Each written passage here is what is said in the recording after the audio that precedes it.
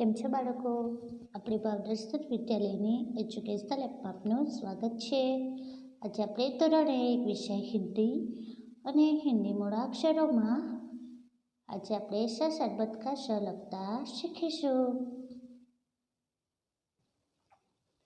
ચાલો, આ છે હિન્દી પ્રવેશિકાની ચોપડીમાં સ સરબત કા સ વાળું પેજ. તો ચાલો તમે તમારી પેન્સિલ અને રબર અને હિન્દી પ્રવેશિકાની ચોપડી કાઢો. હવે આપણે વાંચીશું અને લખીશું. ચાલો, પહેલા સૂચના વાંચીએ. પઢો ઓર લીખો. વાંચો અને લખો. બાળકો, આ છે ચિત્ર શરબતનો ગ્લાસ. આપણે એને શું કહીએ છીએ? શરબત. જુઓ, હિન્દીમાં પણ આને આપણે વાંચીએ કે સ ર બ ત. ચાલો, આપણે મોટેથી વાંચીએ. સ સરબત કા શ. ચાલો, ફરી આ શબ્દ વાંચીએ. સ ર બ ત.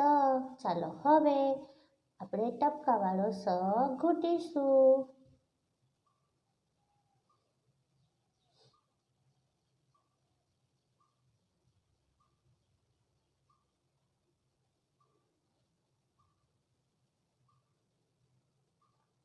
ચાલો, શરબત એટલે શરબતનું ગુજરાતી શું થશે? શરબત જ. ચાલો, હવે અહીં સૂચના વાંચીએ. સ ઢૂંઢકર ઉસ પર ગોળ બનાવો. સ શોધી તેના ઉપર ગોળ બનાવો. તો ચાલો આપણે આવો સ શોધીએ. તો પહેલી લાઈનમાં પહેલો, ત્યારબાદ 5મો અને 7મો. બીજી લાઈનમાં બીજો, ત્યારબાદ 6થો. ચાલો, હવે પઢો એટલે વાંચો. સ સરબત કા શ. ચાલો, હવે એની બાજુમાં રંગ ભરો એટલે રંગ પૂરો. તો આપણે અહીં તમને મનગમતો રંગ પૂરવાનો રહેશે.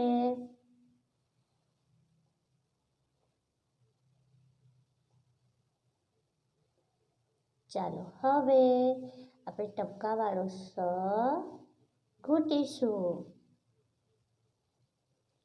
ચાલો, ત્યારબાદ આપણે પઢો સૂચના વાંચીએ. પઢો ઓર લીખો. વાંચો અને લખો. બાળકો, અહીં સ લખવા માટે આપણે મીંડુંથી ચાલુ કરીએ. જો બાળકો, મીંડા ઉપર લીટી જવી જોઈએ નહીં.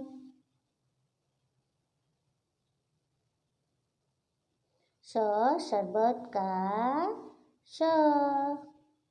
ચાલો બાળકો, હવે આ ત્રણેય લાઈન તમારે બોલીને લખવાની રહેશે. સ સરબત કા શ.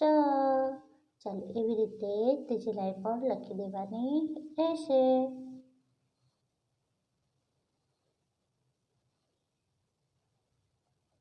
चलो, હવે सूचना वाँचिए. स को स से शुरू होने वाले चित्रों से जोड़ो. स ने स થી શરૂ થતા ચિત્રો સાથે જોડો. ચાલો, પહેલું આ શબ્દ વાંચીએ. શરીફા જોડ્યું. ત્યારબાદ સરબત. ત્યારબાદ જો લસુન આવશે નહીં. ત્યારબાદ શતરંજ. ત્યારબાદ ઘડિયાળ. ત્યારબાદ સલગમ. જોડી દીધું. ચાલો, હવે એની બાજુમાં સ કે નીચે રેખા ખીંચો. સની નીચે લીટી કરો. તો ચાલો આપણે પહેલા ખાનામાં પહેલો, બીજા ખાનામાં ત્રીજો, ત્રીજા ખાનામાં પહેલો. ચાલો, બીજી લાઈનમાં પહેલા ખાનામાં બીજો, બીજા ખાનામાં પહેલો અને ત્રીજા ખાનામાં પણ પહેલો છે. ચાલો, ત્યારબાદ નીચેનું જોઈએ. સ સે અલગ વર્ણ પર ચોકડી કરો. સ થી જુદા અક્ષર ઉપર ચોકડી કરો. તો ચાલો, પહેલી લાઈનમાં બીજો, ચોથો. ચાલો, બીજી લાઈનમાં પહેલો, બીજો, ચોથો, ચાલો 5મી લાઈનમાં બીજો, ત્રીજો અને છેલ્લો. ચાલો હવે એના નીચેનું વાંચીએ. પઢો ઓર લીખો. વાંચો અને લખો. શરીફા. ચાલો આ ચિત્ર જોઈએ. ચિત્ર શું છે? સીતાફળ. સીતાફળને અંગ્રેજીમાં શરીફા કહેવાય. ચાલો આપણે એના નીચે વાંચીએ. શરીફા, પછી ટપકાવાળો સ ઘૂંટીએ. ત્યારબાદ બાકી છે ત્યાં સ લખીએ. જુઓ આ બીજું ચિત્ર છે મધ. મધને હિન્દીમાં શહદ કહેવાય. મધ કેવું લાગે? મીઠું મીઠું. તો આપણે અહીં વાંચીએ શહદ અને ટપકાવાળો ઘૂંટીએ. ત્યારબાદ બાકી છે ત્યાં લખીએ શહદ. ચાલો ત્યારબાદ આ ચિત્ર જુઓ. આ છે બીટ. બીટને હિન્દીમાં સલગમ કહેવાય. તો આપણે અહીં ટપકાવાળો સ ઘૂંટીએ શલગમ. શલગમ. ચાલો ત્યારબાદ શું છે? ચેસ. આપણે ચેસ તમે રમો છો? તમે જોયું હશે ને? તો ચાલો ચેસને શું કહીશું? કહેવાય શતરંજ.